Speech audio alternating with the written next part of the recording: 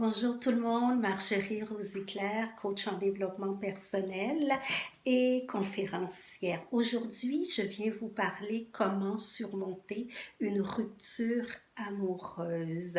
Mais avant, je voudrais vous dire que cette chaîne que vous écoutez, c'est une chaîne de développement personnel et de spiritualité. Donc, revenons au vif du sujet, comment surmonter une rupture amoureuse. On sait que la rupture amoureuse, c'est quelque chose qui n'est pas facile à vivre dans un premier temps et aussi c'est quelque chose qui n'est pas facile à surmonter. Donc aujourd'hui, je viens vous donner des pistes, comment la surmonter, comment faire pour que cette rupture amoureuse-là, elle ne vous affecte pas à un tel point que vous ne pouvez pas nécessairement continuer à vivre. Les ruptures amoureuses, il y a deux choses à savoir. La rupture amoureuse, il faut savoir, elle est en train de nous dire quelque chose. Donc, si vous êtes dans une rupture amoureuse, la première des choses que vous devez vous dire, c'est que vous étiez dans une relation plus ou moins déséquilibrée, vous étiez dans une relation où ça ne fonctionnait pas et ça aboutit à une rupture amoureuse. Donc, souvent, quand on est dans une relation, on ne prend pas le temps de regarder comment va la relation. On appelle ça faire un bilan de la relation. Donc, c'est très difficile quand la rupture, elle arrive. Des fois, elle nous arrive très souvent par surprise parce qu'on ne s'attendait pas si on allait avoir cette rupture-là. Il faut se dire qu'avant même d'avoir une rupture amoureuse, c'est qu'on avait des signes qu'on appelle des signes avant-coureurs dans la relation qui ne fonctionnaient pas. Donc, la première des choses à faire quand ça arrive, la rupture amoureuse, il faut faire ce qu'on appelle, comme je dis souvent, un bilan de la relation.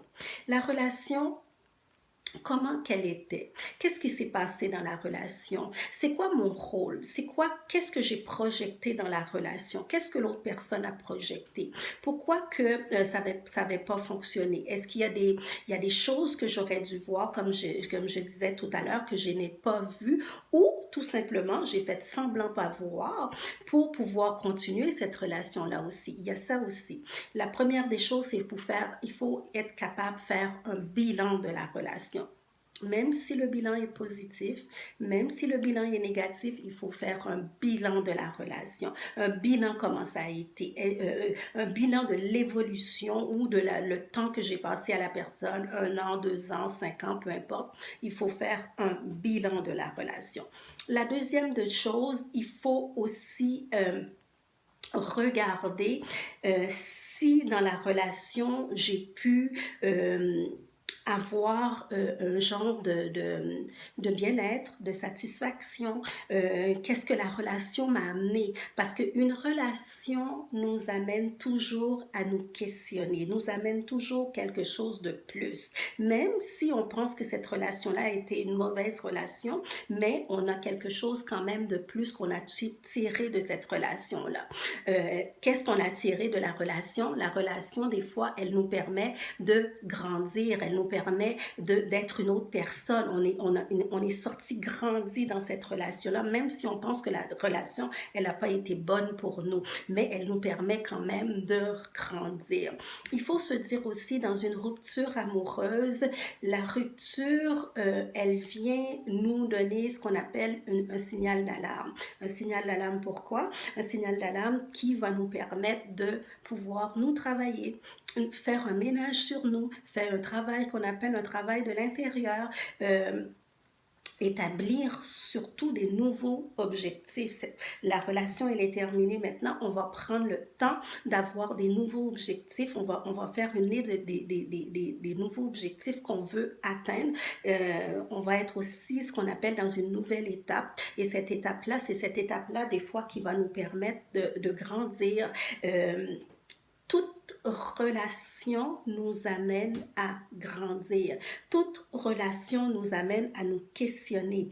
Toute relation nous permet d'évoluer. Et c'est souvent, on pense que si on est dans une rupture amoureuse, on n'a rien appris. Non, la relation, elle nous a permis de grandir. Cette relation-là, elle nous a aussi permis de faire quelque chose d'extraordinaire quand on a bénéficié d'une personne dans le sens qu'elle nous a amené quelque chose, soit pour grandir, soit pour prendre d'autres horizons, d'autres objectifs sur notre vie. Donc, la relation, elle nous permet toujours d'évoluer. Il n'y a pas de mauvaise relation, il n'y a pas de relation qui est néfaste. Tant qu'on n'est pas mort dans une relation, elle nous permet toujours de grandir et de pouvoir profiter de cette relation-là pour faire, comme je dis, des objectifs, pour pouvoir nous orienter, pour prendre d'autres décisions qui vont nous faire du bien. Et c'est aussi un signal, quand on est dans une rupture amoureuse, c'est un signal d'alarme, comme je dis, qui nous permet de se restructurer et de faire d'autres choix. Peut-être le choix qu'on a fait avec cette personne-là qui n'a pas fonctionné va nous permettre de faire d'autres choix maintenant, ces choix-là qui va faire en sorte qu'on va pouvoir faire d'autres analyses qui vont nous permettre, si on est dans une autre relation, la prochaine relation, donc on sait qu'est-ce qu'on doit faire et qu'est-ce qu'on ne doit pas faire. Donc une relation, une rupture amoureuse n'est jamais néfaste en tant que telle, elle nous permet toujours de grandir. J'aimerais que vous me laissiez votre commentaire si vous avez déjà vécu une rupture amoureuse. J'aimerais dans les commentaires en dessous de la vidéo, vous me laissez les commentaires à savoir qu'est-ce que vous avez fait dans votre rupture amoureuse, c'est quoi les étapes, quels sont vos objectifs, c'est quoi les orientations. J'aimerais que vous me laissiez ça en dessous la vidéo.